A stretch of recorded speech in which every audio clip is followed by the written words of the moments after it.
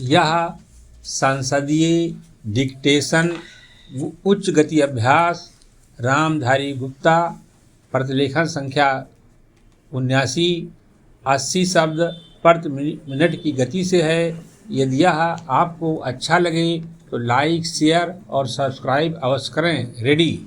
सभापति महोदय, जिस विधेयक पर इस सदन में चर्चा हो रही है उसका इस देश के अधिकांश लोगों ने और इस सदन में भी अधिकांश सदस्यों ने स्वागत किया है।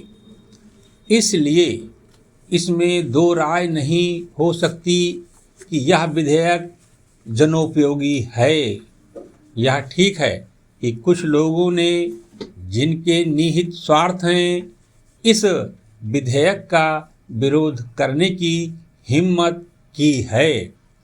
ऐसे लोगों ने जनसंघ और स्वतंत्र पार्टी, जिनकी पूंजीवादी नीतियां हैं, उनका विरोध करना स्वाभाविक ही है। पर मैं आपके माध्यम से मंत्री महोदय से कह रहा था कि जहां तक विधेयक का स्वागत करने का प्रश्न है, यह जनोपयोगी है।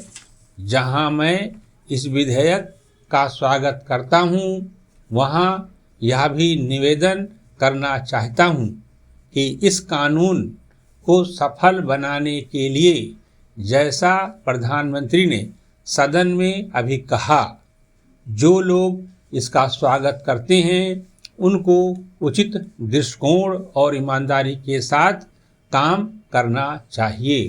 पर हमारे देश ने गरीबी को दूर करने के लिए पंचवर्षीय योजनाओं के माध्यम से योजनाबद्ध तरीके से विकास के कार्यक्रम को चलाने की नीति अपनाई है।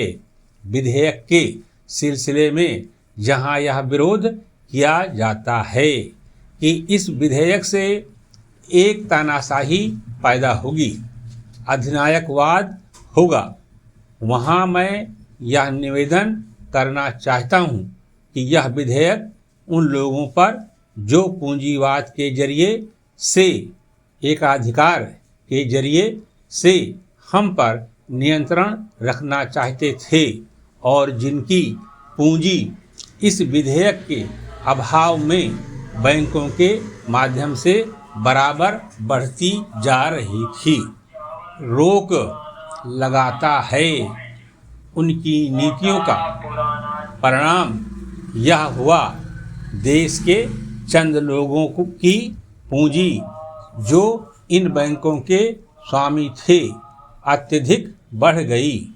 हमें मालूम है कि स्वतंत्रता के बाद देश में बिड़ला और टाटा की पूंजी किस प्रकार से कई गुनी बढ़ गई है। इसलिए कांग्रेस पर यह आरोप लगाया जाता रहा है कि उसके राज्य में मालदारों की मालदारी बराबर बढ़ती गई है। इसको कम करने के लिए कांग्रेस के निर्णय के अनुसार यह कदम उठाया गया। यह कदम स्वागत योग्य है, लेकिन जहां इस कदम का स्वागत करने की बात है, वहां इस बात की आवश्यकता भी है कि यह विधेयक खाली कागजों में ही ना बना रह जाए।